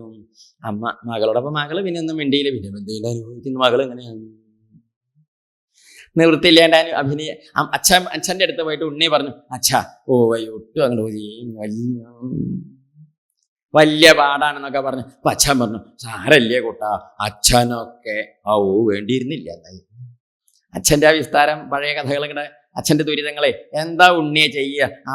ഇല്ല, നമ്മളങ്ങോട്ട് അനുഭവിക്കുക തന്നെ. എന്താ ചെയ്യുക? അങ്ങനെ നോക്ക്, നമ്മൾ ഈ ലോകത്തിൽ ഉണ്ടാവുന്ന ഓരോ ദുരിതങ്ങൾ ഇങ്ങനെ നമ്മുടെ ജീവിതത്തിന്റെ ഭാഗമാണ്, നിർബന്ധമാണ് എന്നുള്ള മട്ടിൽ അനുഭവിച്ചു പോവില്ലേ? വാസ്തവത്തിൽ ഇതൊക്കെ ഉണ്ടാവുന്നത് എന്തുകൊണ്ടാണെന്നറിയും? നമ്മൾ മായയിൽ പെട്ടത് കാരണം. പക്ഷെ നമുക്കത് അറിയില്ല എന്ന് മാത്രം. കണ്ട് ഈ തീവണ്ടി ഉണ്ടാവിയ കാലഘട്ടം ഇന്നത്തെ മാതിരി ധാരാളം തീവണ്ടിയായിട്ട് നമ്മുടെ നാട്ടിലെ അന്നൊക്കെ വലിയ ബുദ്ധിമുട്ടാണ്. ഇല്ലത്തൊന്നും അമ്മാത്തേക്ക് പോയിട്ട് പറഞ്ഞു എന്തോ ഒരു പാടാണ്. ഷൊർണ്ണൂരിന്ന് തിരൂരെത്തണമെങ്കിൽ കുറെ ദൂരണ്ടേ. അന്ന് അച്ചോളെ വെള്ളിയാഴ്ചക്ക് 2 ദിവസം താമസിച്ച് അമ്മായിയുടെ അമ്മാത്ത് പോയി 1 ദിവസം താമസിച്ച് അങ്ങനെയൊക്കെ ഇങ്ങനെ നടന്നാണ് പോവുക. എന്നിട്ടേ 3-4 ദിവസം കണ്ട് ഇവിടെ എത്തുള്ളൂ. അമ്മാത്ത മുത്തശ്ശനെയൊക്കെ ഒന്ന് കണ്ട് തൊഴുത് നമസ്കരിക്കാൻ സാധിക്കുള്ളൂ. ആ കാലത്ത് ഒരു ദിവസം ഈ തീവണ്ടി ഒന്നും ഉണ്ടായിട്ടേ ഉള്ളൂ. അപ്പോഴാണ് പണിക്കാരൻ രാമൻ വന്ന് പറഞ്ഞു, തിരുമനസേ, എന്താ രാമ, ഇന്നിപ്പോ ഇവിടുന്ന് അങ്ങോട്ട് പരിഭ്രമിക്കണ്ട, എന്താ വിദ്യ, അമ്മാത്തേക്ക് പോവാനേ പൊഹവണ്ടി ഉണ്ട് എന്ന് പറഞ്ഞു. എന്തുകൊണ്ട്? പൊഹവണ്ടി, ഈ പൊഹ ഇങ്ങനെ പോവുന്നേ, പൊഹവണ്ടി ഉണ്ട് പറഞ്ഞു. പോവാ, നന്നായി. അതിനിപ്പോ എന്താ വിദ്യ ചോദിച്ചു. അതിന് വിദ്യയൊക്കെ അടിയാൻ തരാക്കാം, ഇവിടുന്ന് അങ്ങോട്ട് എഴുന്നല്ല, നമുക്ക് അങ്ങോട്ട് പോവാന്നും പറഞ്ഞു. എന്നാ അങ്ങനെ ആവട്ടെ. അങ്ങനെ ടിക്കറ്റൊക്കെ രാമൻ തരാക്കി കൊണ്ടുപോകുന്നു. ഏതാണ്ട് തീവണ്ടി കയറാൻ ഷൊർണ്ണൂർ തീവണ്ടി ഓഫീസിൽ പോയി അവിടെ ഇരിക്കുക. വണ്ടി വന്നപ്പോ അതിലെ കയറി അങ്ങോട്ട് ഇരുന്നു. പരിഭ്രമം ഉണ്ട്. ചോദിച്ചു, രാമ ശുദ്ധം മാറുമോ? ഉണ്ടാവില്ല. എന്താ കാരണം? പൊഹവണ്ടിയല്ലേ, പൊഹയും തീയൊന്നും അങ്ങനെ ശുദ്ധം മാറില്ല. അത്രേ വേണ്ടു. സാധാരണ ഒരു പരിഭ്രമം. വണ്ടിയിൽ ഇങ്ങനെ ഇരുന്നു. ഒന്നും നിശ്ചല ഒരു പരിഭ്രമം ഉണ്ട് ആദ്യമാണ്. അപ്പോഴാണ് എന്തുണ്ടായത്? ഓം ശംഖുവിളി ഇങ്ങോട്ട് കേട്ടു. എന്റെ രാമ ഗംഭീരായി എന്നും പറഞ്ഞു. തന്റെ പൊഹവണ്ടിയെ ഈ അമാലന്മാര് പല്ലക്കിലൊക്കെ പണ്ട് പല്ലക്ക യാത്ര ചെയ്യും. പല്ലക്കയറ്റും എന്ത് ചെയ്യും? ശംഖ് വിളിക്കും. ശംഖുവിളി നേരെ ആയാലേ പിന്നെ എന്ന പല്ലക്കയറ്റിലേ ഉള്ളൂ. അങ്ങനെയാണ്. അതൊക്കെ ഇവിടെ ഉണ്ടേ രാമന്റെ വണ്ടിയിൽ. രാമന്റെ വണ്ടി എന്നാ വിചാരം. അപ്പൊ അസ്വലായി തന്റെ വണ്ടി മഹാകേമാണേ എന്ന് പറഞ്ഞു. കുറച്ച് കഴിഞ്ഞപ്പോൾ ഈ ശംഖുവിളി അങ്ങോട്ട് കഴിഞ്ഞപ്പം കട്ടക്കട്ടം എന്ന് പറഞ്ഞ ശബ്ദം കേട്ട്. അപ്പോഴേക്ക് എന്തുണ്ടായത്? പോയി എന്നാ വിചാരിച്ചത്. ഇങ്ങോട്ട് തന്നെ പോന്നു. പേടിച്ചോ ഇട്ടു. പിന്നെയും അങ്ങോട്ട് കുറച്ചങ്ങോട്ട് കഴിഞ്ഞപ്പോൾ മനസ്സിലായി ഈ കണക്കിന്റെ അപ്പുറത്തേക്കും ഇപ്പുറത്തേക്കും പോവില്ല എന്ന്. നല്ല കടകടം കടകട എന്താ ജാതി താളാണെന്ന് പറയും. പണ്ടായി എലിഞ്ഞി തറമേളത്തിന് നടുക്ക് ആ ഒരു ലഹരി രസമായി പോയി. കുറച്ച് നേരം അങ്ങോട്ട് കഴിഞ്ഞപ്പോൾ വല്ലാത്ത രസം. രാമ അച്ഛെല്ലാം ഇങ്ങോട്ട് നീക്കുക. രസം പിടിച്ചാൽ മുറുക്കണം. നല്ലോണം അങ്ങോട്ട് വെറ്റിലി അടക്കം കൂടി കൂട്ടി അങ്ങോട്ട് മുറിക്കും. വാഴ നിറഞ്ഞ പിന്നെ തുപ്പണം. ഇല്ലെങ്കിൽ വലിയ അലോഹ്യനോ ഒന്നും ഉണ്ടാകാൻ പറ്റില്ല. അപ്പൊ തുപ്പാൻ എണീട്ടാ അപ്പൊ എന്ത് പോവും? ഈ രസം പോവും. എന്നത് വായ നിറഞ്ഞതിന്റെ വിഷമം ശിണ്ട്. ഇനി എന്ത് ചെയ്യും? അപ്പൊ നോക്കുമ്പോഴാണ് ഈ പൊഹവണ്ടിക്ക് വെച്ചാല് വക്കത്തൊക്കെ എന്തുണ്ട്? ജനാലിണ്ടേ. നല്ല സൗകര്യമാണേ. ആ ജനാല നോക്കിയിട്ട് ഇവിടെ ഇരുന്നേ ഇരിപ്പിനെ അങ്ങോട്ട് തുപ്പി ചില്ല് താഴ്ത്തിയിട്ടായിരുന്നു. ആ ചില്ലിന്റെ മുകളിൽ തുപ്പല വീട്ട് അതിന്റെ ഇപ്പുറത്തിരിക്കണ സായിപ്പിന്റെ തലയിൽ കൂടി ആ മൊട്ടത്തലയും സായിപ്പൊക്കെ കൂടി പറയുക വെച്ചാൽ നമ്മുടെ ചാന്താട്ടം കഴിഞ്ഞ ഭഗവതിയെ പോലെ എങ്ങനെ ഇങ്ങോട്ട് സായിപ്പ് ഇങ്ങോട്ടുണ്ട്. വെളുന്നതിനുള്ള സായിപ്പിന്റെ തലയിൽ കൂടി ചൊക്കാന്നുള്ളത് ചൊപ്പോടുണ്ട്. ഇതിങ്ങോട്ട് കമഴ്ത്തിയപ്പം ഒന്നും പറയണ കലശ അടിയ മാതിരി. തിരുമേനിയാന്നൊന്നും നോക്കിയില്ല. സായിപ്പ് ഇങ്ങോട്ട് എണ്ണീട്ടിട്ട് കട്ടക്കാന്ന് അങ്ങോട്ട് കൊടുത്തു. പക്ഷെ അടി കിട്ടിയപ്പോൾ അദ്ദേഹം എന്ത് ചെയ്തില്ല? അനങ്ങിയില്ല. ആ രസം പോവുകയും കുറ്റിപ്പുറത്തെ സ്റ്റേഷനിൽ എത്തിയിരുന്നു. അപ്പം അവിടെ നിന്നാണ് ഇപ്പം ഇതുണ്ടായത്. കുറ്റിപ്പുറത്ത് എത്തിയായിരുന്നു. ഇനിയിപ്പോൾ ഇവിടുന്ന് തിരുനാവായ കഴിഞ്ഞാൽ തിരൂരായി. ഇത്രയേ ഉള്ളൂ. പിന്നെ അങ്ങനെ പോയി വണ്ടി തിരൂരെത്തി ഇറങ്ങി. തിരൂര് ചെന്നു. അമ്മാത്ത് മുത്തശ്ശൻ ചോദിച്ചു, ഉണ്ണേ എങ്ങനെയുണ്ടായിരുന്നോ പൊഹവണ്ടിയിലെ യാത്ര? മുത്തശ്ശ ബഹുകേമാണേ. വാ എങ്ങനെയുണ്ട്? ഹേമാണല്ലേ? ഹേമാണേ, ബഹു രസാണ്. എന്താ കടകട എന്താ ബഹുരസം. പിന്നെ എന്താ വെച്ചാ കുറ്റിപ്പുറത്ത് എത്തിയ രണ്ടടിയുണ്ട്. അത് കഴിഞ്ഞ രസാന്ന് പറഞ്ഞു. എന്ത്? കുറ്റിപ്പുറത്ത് എത്തിയാൽ രണ്ടടിയുണ്ട്. അത് നമ്മൾ കൂട്ടണ്ട വെച്ചാൽ മതി. പിന്നെ അങ്ങോട്ട് യാത്ര രസാണ്. ഈ കുറ്റിപ്പുറത്തുനിന്ന് രണ്ടടി കിട്ടിയത് എന്തിനാണ്? അദ്ദേഹം തുപ്പിയത് മറ്റയാളുടെ തലയിൽ കൂടി വീണതിനാണ്. അദ്ദേഹം വിചാരിച്ചത് എന്താണ്? യാത്രയുടെ ഭാഗമാണ്. അപ്പൊ മറ്റവർക്കൊക്കെ കിട്ടിയിട്ടുണ്ടാവും. അതാ അവർക്ക് വേറെ സ്റ്റേഷൻ എന്നാവും കിട്ടിയത്. നമ്മൾ കയറി നോക്കിയിട്ടാണല്ലോ കൊടുക്കുക. എന്ത് അങ്ങനെയൊക്കെ വിചാരിച്ച്. അപ്പൊ ഈ അടി കിട്ടിയത് അവനവന്റെ കയ്യിലിരിപ്പ് കഥയില്ലായതുകൊണ്ടാണ്. ഇദ്ദേഹം വിചാരിച്ചത് യാത്രയുടെ ഭാഗമാണ്. ഇങ്ങനെ തന്നെയാണ് നമ്മളും. നമുക്ക് ഇടയ്ക്ക് ഓരോ അടി. ചെന്തർത്ഥം ഈ ലോകത്തിൽ ഓരോ ദുരിതം ഉണ്ടാവുന്നത് എന്തുകൊണ്ടാണെന്നറിയോ? നമ്മൾ ഈ മായയിൽ പെട്ട് കഥയില്ലേണ്ടാവുകൊണ്ടാണ്. മായയിൽ പെടാത്തവർക്ക് എന്തില്ല? തുപ്പാത്തവർക്ക് അടിയില്ലല്ലോ എന്ന് പറഞ്ഞ മാതിരി മായയിൽ പെട്ടവർക്കേ കഷ്ടമുള്ളൂ, മായയിൽ പെടാത്തവർക്ക് കഷ്ടമില്ല എന്നാ പറഞ്ഞു. അതുകൊണ്ട് ഈ മായ കുറച്ച് അപകടമാണ്. അതിൽ പെടാതെ സൂക്ഷിക്കണേ എന്ന് പറഞ്ഞു. ഈ മായാപ്രഭാവത്തിന്റെ ശക്തിയിൽ പെട്ടില്ല എന്നുണ്ടെങ്കിൽ നമുക്കിപ്പോൾ ഇത്രയും നേരം കേട്ടതൊക്കെ ആയ ഭാഗവതവും കഥയൊക്കെ ഉള്ളിലുണ്ടാവും. അതിൽ പെട്ടുപോയി. അങ്ങനെ അതുകൊണ്ടാണ് ഇപ്പൊ നമ്മളപ്പോ ഇതൊക്കെ കേട്ടവിടെ നല്ല ഓണം അങ്ങനെ ജ്വലിച്ചിരിക്കും. ഇന്നും നാളെ രാവിലെ വരെ കഴിഞ്ഞാലോ തിരുമേനി എന്തോ ഒന്ന് പറഞ്ഞതാണ് കയ്യിൽ എല്ലാം. അങ്ങനെ ഒരാളെ കുറ്റം പറഞ്ഞതല്ലേ നമുക്ക് കുറേശ്ശെ എന്താവും? മങ്ങി വരും. എന്താ കാരണം എന്നറിയോ? നമ്മൾ ഈ മായാലോകത്ത് ഇങ്ങനെ പെരുമാറല്ലേ. അങ്ങനെ പെരുമാറി ഉണ്ടാവുന്നത്. അതുകൊണ്ടാ പറഞ്ഞത് നല്ല ജാഗ്രതയില് മനസ്സിരുത്തണം. എന്ന് വെച്ചാൽ മായയില് പെട്ട് എന്ത് പോവും? കഥ പോകും എന്നാ പറഞ്ഞത്. ചോദിച്ചു മഹർഷീശ്വരന്മാരെ, ഇനി എന്താ നിങ്ങൾക്ക് അറിയേണ്ടത്? ഇനി ഒന്നും അറിയാനില്ല, ഒക്കെ നേരെയല്ല, അങ്ങ് പറഞ്ഞൊന്നുമില്ല, സന്തോഷമായി എന്നും പറഞ്ഞു. ഇനിയിപ്പോൾ ഒരു സംശയം എന്താ ചോദിച്ചാല്, അങ്ങപ്പോൾ ഈ 7 ദിവസമായിട്ട് ഞങ്ങൾക്ക് വേണ്ട മാതിരി വിസ്തരിച്ചിങ്ങനെ 12 സ്കന്ധങ്ങളുള്ള ഭാഗവതം പറഞ്ഞു തന്നില്ലേ? ആദ്യം ഉള്ളതൊക്കെ കുറേശ്ശെ ഇപ്പം ഇങ്ങനെ മങ്ങി തുടങ്ങൂലോ. അപ്പം അതുകൊണ്ട് ആ 12 സ്കന്ധങ്ങളിൽ പറഞ്ഞ ഭാഗവത വിഷയങ്ങളൊക്കെ ഒന്ന് സംഗ്രഹിച്ച് പറഞ്ഞു തരൂ എന്ന് ചോദിച്ചു. ശരി പറയാമെന്നും പറഞ്ഞു. അങ്ങനെയാണ് ആ സംഗ്രഹാധ്യായം പറഞ്ഞു കൊടുത്തു. ഭാഗവത സംഗ്രഹമാണ് വായിക്കണത്. അപ്പൊ അതുകൊണ്ട് എല്ലാവരും ശ്രദ്ധിച്ചു കേട്ടോളൂ. എന്താ കാരണം ചോദിച്ചാൽ ഈ സംഗ്രഹാധ്യായം ശ്രദ്ധയോടെ കേട്ടാൽ ഭാഗവതം മുഴുവൻ കേട്ട ഫലാണ്. മനസ്സിലായില്ലേ? ആ സംഗ്രഹം വളരെ പ്രധാനമാണ്. അതാണ് വായിക്കുന്നത്. ഓം നമോ ഭഗവതേ വാസുദേവായ. ഓം ശ്രീകൃഷ്ണായ നമോ നമഃ. ശ്രീസൂത ഉവാച. നമോ ധർമായ മുദ്രാണം ഗിരിനദ്യുപവർണ്ണനം ജ്യോതിശ്ചക്രസ്യ സംസ്ഥാനം പാതാള നരകസ്ഥിതി ലക്ഷജന്മ പ്രചേതോഭ്യസ്തൽപുത്രീണാം ച സന്തതി യതോ ദേവാസുരനരാസ്തിര്യംഘാതയാം ത്വാഷ്ട്രസ്യ ജന്മനിധനം പുത്രയോ സിദ്ധയർപിതാഃ ദൈത്യേശ്വരസ്യ ചരിതം പ്രഹ്ലാദസ്യ മഹാത്മന മന്വന്തരാനധനം ഗജേന്ദ്രസ്യ മോക്ഷണം മന്വന്തരാവതാരാശ്ച വിഷ്ണോർഐശ്വര്യാദയ കൂർമ്മം ധാന്വന്തരം മാത്സ്യം വാമനം ച ജഗൽപതേ ക്ഷീരോദമധനം തദ്വദമദാർത്ഥേതി ഭൗരസാം ദേവാസുരമഹായുദ്ധം രാജവംശാനുകീർത്തനം ഇക്ഷ്വാകുജന്മ തദ്വംശ സ്തുത്യം നസ്യ മഹാത്മന ഇളോപാഖ്യാനമത്രോക്തം താരോപാഖ്യാനമേവ ച സൂര്യവംശാനുഗനം ശശാദാദ്യാമൃഗാദയ സൗകന്യം ചാധശര്യാദേ കപുൽസ്ഥസ്യ ച ധീമത ഖട്വാംഗസ്യ ച മാന്ധാതു സൗഹരേ സകരസ്യ ച രാമസ്യ കൗസലേന്ദ്രസ്യ ചരിതം കിൽപിഷാവഹം ഇമേ രംഗവൈത്യാഗോ ജനകാനാം ച സംഭവ രാമസ്യ ഭാർഗവേന്ദ്രസ്യ നിക്ഷത്രകരണം ഭുവ ഐളസ്യ സോമവംശസ്യ യാതേർണഭുഷസ്യ ച ഭരതസ്യാഭിഷന്തനോസ്തൽസുതസ്യ ച യാതേർവേക്ഷപുത്രസ്യ യദുർവംശോ നികീർത്തിത യത്രാവതീർണോ ഭഗവാൻ കൃഷ്ണാഖ്യോ ജഗദീശ്വര വസുദേവ ഗൃഹേ ജന്മതോ വൃദ്ധിശ്ച ഗോകുലേ അസ്യ കർമാണ്യമാരാണിയത്യുതാന്യസുരദ്വിഷാം പൂതനാസുഭയഃപാനം ശകടോച്ചാടനം ശിശോഃ തൃണാവർത്തസ്യ നിഷ്പേഷസ്തഥൈവ ഭഗവത്സയോഃ ധേനുകസ്യ സഹപ്രാദു പ്രലംബസ്യ സംശയ ഗോപാനം ച പരിത്രാനന്ദാവാഗ്നേ പരിസർപ്പത ദമനം കാളിയസ്യ ഹേർമഹാരിഹേർനന്ദമോക്ഷണം വ്രതചര്യാതു കന്യാനാം യത്ര ദുഷ്ടോച്യുതോ വ്രതൈഃ പ്രസാദോ യജ്ഞഭഗ്നേഭ്യോ വിപ്രാണാം ചാനുദാപനം ഗോവർദ്ധനോദ്ധാരണം ച ചക്രസ്യ സുരഭേദ യജ്ഞാഭിഷേകം കൃഷ്ണസ്യ സ്ത്രീഭിः ക്രീഡാചരാത്രിഷു ശംഖചൂഡസ്യ ദുർബുദ്ധേർവനോരിഷ്ടസ്യ കേശിനാം അക്രൂരാഗമനം പശ്ചാൽ പ്രസ്ഥാനം രാമകൃഷ്ണയോः വ്രജസ്ത്രീണാം വിലാപശ്ച മധുരാലോഹനം തഥാ ഗജമുഷ്ടികജാനൂരകം സാദീനാം ച യോവതാം മൃതസ്യാനയനം സൂനോപനസാം ദീവനേ ഗുരോഃ മധുരായാം നിവസായത് ചക്രസ്യേ പ്രിയം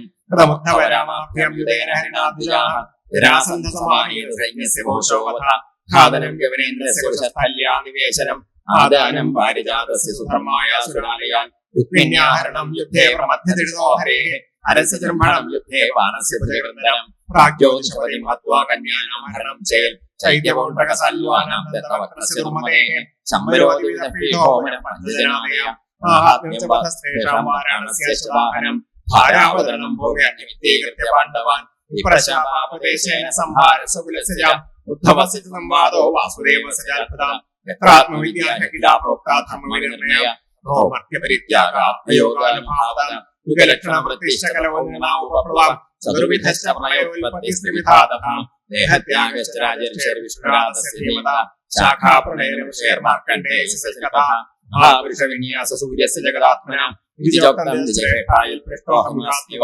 ലീലാവതാര കർമാണി യജ്ഞാനീക സർവശാം പതിതസ്ഖലിതശ്ചാർത്ത ചുത്വാ വാ വിവശോ ബ്രുവൻ ഹരയേ നമഃ ഇത്യുച്ചൈർമുച്യതേ സർവപാതകാൽ പതിതസ്ഖലിതശ്ചാർത്ത ചുത്വാ വാ വിവശോ ബ്രുവൻ ഹരയേ നമഃ ഇത്യുച്ചൈർമുച്യതേ സർവപാതകാൽ പതിതസ്ഖലിതശ്ചാർത്ത ചുത്വാ വാ വിവശോ ബ്രുവൻ ഹരയേ നമഃ ഇത്യുച്ചൈർമുച്യതേ സർവപാതകാൽ സങ്കീർത്യമാനോ ഭഗവാൻ അനന്തശ്രുതാനുഭാവോ വിസംഹിംസാം പ്രവിശ്യചിത്തം വിധിനോത്യശേഷം യഥാതമോർക്കോഭ്രമിവാദിവാദ ഋഷാഗിരസ്ഥാഖ്യസതീരസൽകഥാനഗത്യതേ ഭഗവാനധോർജ തദേവ സത്യം തദൈവ മംഗളം തദേവ പുണ്യം ഭഗവത്ഗുണോദയം തദേവ രമ്യം രുചിരം നവന്നവം തദേവ ശശ്ചന്മനസോ മഹോത്സവം തദേവ ശോകാർണവശോഷണം നൃണാമിയുതമശോകേശോനീലേ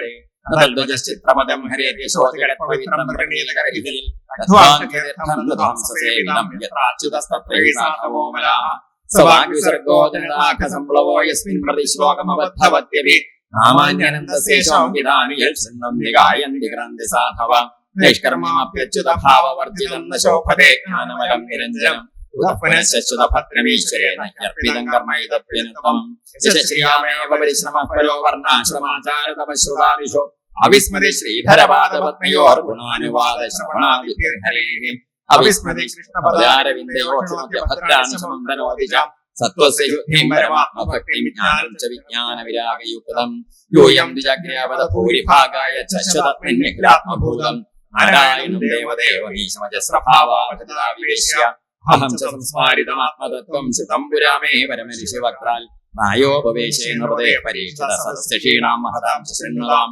ഏതദ്വക്കഥിതം വിപ്രാകഥനീയോരകർണ മാഹാത്മ്യം വാസുദേവസ്യ സർവാശുഭവിനാശനം ഏവം ശ്രാവേ നിത്യം യാമക്ഷമനന്യധീഃ ശ്രദ്ധാവാൻ യോ ശൃണ്യാൽ പുനാത്യാത്മാനമേവ സ ദ്വാദശ്യാമേകാദശ്യം വാ ശൃണ്വൻ ആയുഷ്യവാൻ ഭവേൽ പഠത്യനശ്നൻ പ്രേതസ്തോ ഭവത്യപാതകി പുഷ്കരേ മധുരായാം ച ദ്വാരവത്യാം യഥാത്മവാൻ ഉപോഷസംഹിതാമേതാം പഠിത്വാമുച്യതേ ഭയാൽ ദേവതാമുനയ സിദ്ധാപിതരോ മനവോ നൃപാഃ യച്ഛന്തി കാമാൻ ഗൃഹദാശൃണ്ണതോ യസ്യ കീർത്തനാൽ ജ്യോതിത്യാനുവിന്ദരെ മധുകുല്യാമയകുല്യാശ്രഫലം പുരാണസംഹിതാമേതാമഹീത്യപ്രയതോദ്വിജ പ്രോക്തം ഭഗവതായ തത്പദം പരമം വ്രജേൽ വിപ്രോധിത്യാൽ പ്രജ്ഞാം രാജന്യോദധിമേഖലാം വൈശ്യോധിപതിത്വം ച ശൂദ്രശുദ്ധേതപാതകാൽ കലിമലസംഹരികാലനോഭിലേശോ ഹരിരിതരത്ര നഗീയദേഹഭീഷ്മം ഇഹതു പുനർഭഗവാനശേഷമൂർത്തി പരിപഠിതോനുപദം കഥാപ്രസംഗൈ തമഹമജമനന്തമാത്മശക്തിം ജഗതുദയസ്ഥിതി സംയമാത്മശക്തിം ദ്വിപതിവിരജശക്രശങ്കരാബ്ദേർസവിതസ്തവമച്യുതം നമോസ്മി ഉപജിത നമശക്തിഭിः സ്വാത്മന്യുപരിചിതസ്ഥിരജംഗമാലയായ ഭഗവത ഉപലബ്ധിമാത്രധാംനേ വൃഷഭായ നമഃ സനാതനായ സുസുഖനിപ്രദരേതാസ്ത്വദ്യുതാസ്തന്യഭാവോപ്യചിതരുചിരലീലാ കൃഷ്ണസാരസ്തരീയം വ്യതനുതകൃപയായസ്തത്വദീപം പുരാണം തമഖിലവതിനഘ്നം രസസൂനം നതോസ്മി. ശ്രീകൃഷ്ണാർപ്പണമസ്തു. ഇതി ശ്രീമദ്ഭാഗവതേ മഹാപുരാണേ പാരമഹംസ്യം സംഹിതായാം ദ്വാദശസ്കന്ധേ ദ്വാദശസ്കന്ധാർത്ഥനിരൂപണം നാമ ദ്വാദശോऽധ്യായ. സർവത്ര ഗോവിന്ദനാമ സങ്കീർത്തനം. ഗോവിന്ദ ഗോവിന്ദ. ഓം നമോ ഭഗവതേ വാസുദേവായ. അഥ ത്രയോദശോऽധ്യായ. സൂത ഉവാച യം ബ്രഹ്മാ വരുണേന്ദ്ര രുദ്രമരുതസ്തുന്യന്തി ദിവ്യേ സ്തവേർവേദൈ സാംഘപദക്രമോപരിഷദേർഗായന്തി യം സാമഗാഃ ധ്യാനാവസ്ഥിതതദ്ഗതേന മനസാ പശ്യന്തി യം യോഗിനോ യസ്യാന്തം ന വിദുഃസുരാസുരഗണാ ദേവായ തസ്മൈ നമഃ. പൃഷ്ഠേ ഭ്രാമ്യതമന്ദമന്ദരഗിരിഗ്രാവാഗ്രകണ്ഡൂയനാം നിദ്രാലോകമഠാകൃതിർഭഗവദശ്വാസാനിലാപാന്തുവ യൽ സംസ്കാരകലാനുവർത്തനവശാദ്വേലാനിഭേനാംഭസാം യാതായാതവതന്ദ്രിതം ജലനിധേർനാദ്യാപി വിശ്രാമിതി. പുരാണസംഖ്യാസംഭൂതിമസ്യ വാച്യ പ്രയോജനേ ദാനം ദാനസ്യ മഹാത്മ്യം പാഠാദേശ നിബോധത. ബ്രാഹ്മം ദശ സഹസ്രാണി പാത്മം പഞ്ചമഷഷ്ടിജാ ശ്രീവൈഷ്ണവം ത്രയോവിംശ ചതുർവിംശതി ചൈവകം ദശാഷ്ടോ ശ്രീഭാഗവതം നാരദം പഞ്ചവിംശതി മാർക്കണ്ഡം നവാന്നം ച ദശ പഞ്ച ചതുശതം ചതുർദശ ഭവിഷ്യം സ്യാത് തഥാ പഞ്ചശതാനി ച ദശാഷ്ടോ ബ്രഹ്മവൈവർത്തം ലിംഗമേകാദശൈവതോ ചതുർവിംശതി വാരാഹമേകാശീതി സഹസ്രകം സ്കാന്ദം ശതം തഥാ ചൈകം വാമനം ദശകീർത്തിതം കൗർമം സപ്തദശാഖ്യാതം മാത്സ്യം തത്വ ചതുർദശ ഏകോനവിംശൽ സൗപർണം ബ്രഹ്മാണ്ഡം ദ്വാദശൈവതോ ഏവം പുരാണ സന്തോഹ ചതുർലക്ഷ ഉദാഹൃത അത്രാഷ്ടാദശ സഹസ്രം ശ്രീഭാഗവതമിഷ്യത്തെ. ഇദം ഭഗവതാ പൂർവം ബ്രഹ്മണേ നാഭിപങ്കജേ സ്ഥിതായ ഭവഭീതായ കാരുണ്യാൽ സംപ്രകാശിതം ആദിമധ്യാവസാനേഷു വൈരാഗ്യാഖ്യാന സംയുതം ഹരിലീലാകഥാവ്രാതാമൃതാനന്ദിത സൽസുരം സർവവേദാന്തസാരം യത് ബ്രഹ്മാത്മൈകത്വലക്ഷണം വസ്തു അദ്വിതീയം തന്നിഷ്ഠം കൈവല്യേക പ്രയോജനം ഔഷ്ഠപദ്യാം പൗർണമാസ്യാം ഹേമസിംഹ സമന്വിതം ദദാതിയോ ഭാഗവതം സയാതി പരമാം ഗതിം. രാജന്തേ താവതന്യാനി പുരാണാനി സദാം ഗണേ യാവന്ന ദൃശ്യത്തെ സാക്ഷാൽ ശ്രീമദ്ഭാഗവതം പരം സർവവേദാന്തസാരം ഹി ശ്രീഭാഗവതമിഷ്യത്തെ. തദ്രസാമൃതതൃപ്തസ്യ മാന്യത്ര സ്യാദൃതി ക്വചിൽ. നിമ്നഗാനം യഥാ ഗംഗാ ദേവാനാം അച്യുതോ യഥാ വൈഷ്ണവാനാം യഥാ ശംഭു പുരാണാനാം ഇദം തഥാ ക്ഷേത്രാണാം ചൈവ സർവേഷാം യഥാ കാശി ഹനുത്തമ തഥാ പുരാണം പ്രാതാനാം ശ്രീമദ്ഭാഗവതം ദ്വിജാഃ. ശ്രീമദ്ഭാഗവതം പുരാണമമലം യദ് വൈഷ്ണവാനാം പ്രിയം യസ്മിൻ പാരമഹംസ്യമേകമമലം ജ്ഞാനം പരം ഗീയതേ. തത്ര ജ്ഞാന വിരാഗ ഭക്തി സഹിതം നൈഷ്കർമ്മ്യമാവിഷ്കൃതം തൽ ശൃണ്വൻ വിപഠൻ വിചാരണപരോ ഭക്ത്യാ വിമുച്യേം നര.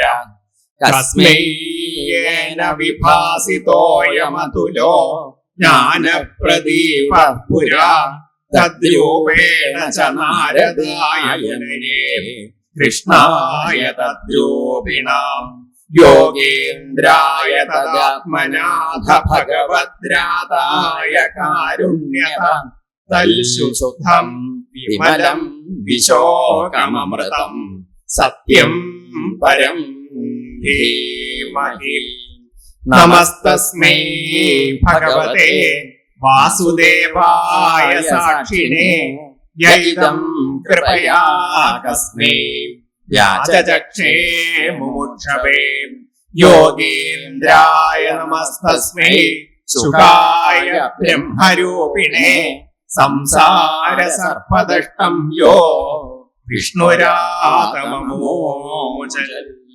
ഭവേ ഭവേ യഥാ ഭക്തി പാദയോസ്തവ ജായത്തെ തഥാ കുരുഷ്വ ദേവേശ നാഥസ്ത്വം നോ യത പ്രഭോ നാമ സങ്കീർത്തനം യസ്യ സർവപാപ പ്രണാശനം പ്രണാമോ ദുഃഖശമന തം നമാമി ഹരിം പരം ഭവേ ഭവേ യഥാ ഭക്തി പാദയോസ്തവ ജായത്തെ തഥാ കുരുഷ്വ ദേവേശ നാഥസ്ത്വം നോ യത പ്രഭോ നാമ സങ്കീർത്തനം യസ്യ സർവപാപ പ്രണാശനം പ്രണാമോ ദുഃഖശമന തം നമാമി ഹരിം പരം ഭവേ ഭവേ യഥാ ഭക്തി പാദയോസ്തവ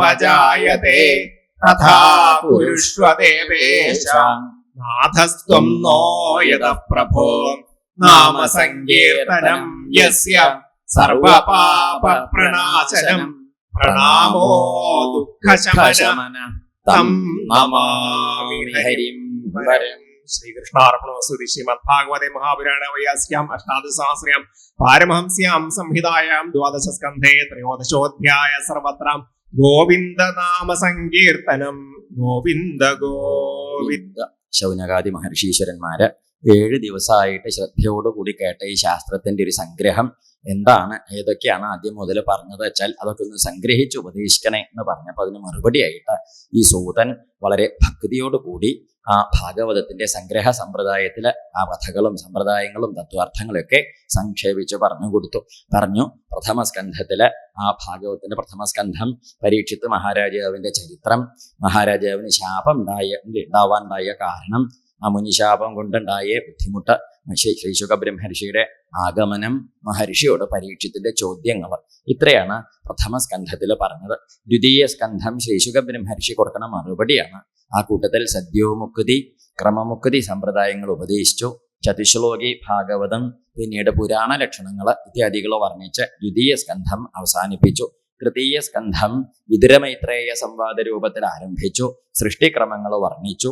വരാഹാവതാരം, ഹിരണ്യാക്ഷവധം മുതലായിട്ടുള്ള കഥകൾ പറഞ്ഞ് കപിലവാസുദേവനായി ഭഗവാൻ അവതരിച്ച കഥ വിസ്തരിച്ച് കപിലോപദേശത്തോടുകൂടി ആ കപിലോപദേശ വർണ്ണനയോട് കൂടിയിട്ട് ആ തൃതീയ സ്കന്ധം അവസാനിപ്പിച്ചു. ചതുർത്ഥ സ്കന്ധം ആരംഭിക്കുന്നത് ദക്ഷയാഗ കഥയോട് കൂടിയിട്ടാണ്. അതില് ധ്രുവചരിതം, പൃഥുചരിതം, പുരഞ്ജനോപാഖ്യാനം മുതലായ കഥകൾ, പ്രചേതസ്സുകൾക്കുണ്ടായ മോക്ഷം, ആ കഥയും വിസ്തരിച്ച് ചതുർത്ഥം അവസാനിപ്പിച്ചു. പഞ്ചമസ്കന്ധം പ്രിയവ്രതന്റെ കഥയോട് കൂടിയിട്ടാണ് തുടങ്ങിയത്. ആ കൂട്ടത്തിൽ ഋഷഭാവതാരം, ഭരതചരിതം മാത്രല്ല ജഡഭരതോപാഖ്യാനം, ഭൂഗോള വർണ്ണനം, നരകാദി ലോകവർണ്ണന ഇത്യാദികളോട് കൂടിയിട്ട് പഞ്ചമസ്കന്ധം അവസാനിപ്പിച്ചു. ഷഷ്ഠ സ്കന്ധം ആരംഭിക്കുന്നത് അജാമിള കഥയോട് കൂടിയിട്ടാണ്. ആ കൂട്ടത്തിൽ ദക്ഷപുത്രി പരമ്പര, വൃത്രാസുരവധം, പിന്നീട് ചിത്രകേതുവിന്റെ കഥ ഇത്യാദികൾ വർണ്ണിച്ച് ഷഷ്ഠം അവസാനിപ്പിച്ചു. സപ്തമസ്കന്ധം പ്രഹ്ലാദാനുചരിതമാണ്. പ്രഹ്ലാദ കഥ, നരസിംഹാവതാര ചരിതം, പിന്നീട് വർണ്ണാശ്രമ ധർമ്മങ്ങളുടെ ഉപദേശം ഇത്യാദികൾ വർണ്ണിച്ച് സപ്തമം അവസാനിപ്പിച്ചു. അഷ്ടമം ആരംഭിക്കുന്നത് ഗജേന്ദ്ര മോക്ഷത്തോടു കൂടിയിട്ടാണ്. ആ കൂട്ടത്തിൽ പാലാഴി മഥനം, കൂർമ്മ അവതാരം, വാമനാവതാരവും വർണ്ണിച്ചതിന്റെ ശേഷം മത്സ്യാവതാര കഥയോട് കൂടിയിട്ട് ആ അഷ്ടമസ്കന്ധം അവസാനിപ്പിച്ചു. നവമസ്കന്ധം ആരംഭിക്കുന്നത് സൂര്യവംശ ചരിത്ര വർണ്ണനയോട് കൂടിയിട്ടാണ്. ആ കൂട്ടത്തിൽ ഭഗവാന്റെ ശ്രീരാമാവതാരം, പിന്നീട് ചന്ദ്രവംശം വർണ്ണിച്ചു കൊടുത്തു. അതിൽ ചന്ദ്രവംശത്തിലെ ഭഗവാന്റെ പരശുരാമാവതാരം വർണ്ണിച്ച് പൂരുവംശത്തിന്റെയും യദുവംശത്തിന്റെയും ചരിത്രം വിസ്തരിച്ച് ആ കൂട്ടത്തില് ഭഗവാന്റെ കഥ, യദുവംശത്തില് ഭഗവാൻ അവതരിച്ചതായ കഥ ചുരുക്കി പറഞ്ഞ് ആ നവമസ്കന്ധം അവസാനിപ്പിച്ചു. ദശമസ്കന്ധം ശ്രീകൃഷ്ണാവതാര കഥകളാണ് മുഴുവനും. ഏകാദശ സ്കന്ധം ഭഗവാൻ ഉദ്ധവർക്ക് കൊടുത്തതായ ഉപദേശങ്ങളാണ്. ആ ഉപദേശങ്ങളും ഭഗവാന്റെ പരന്ധാമ ഗമന കഥകളുമാണ് ഈ ഏകാദശ സ്കന്ധത്തില്. ഏകാദശം അവസാനിപ്പിച്ചു.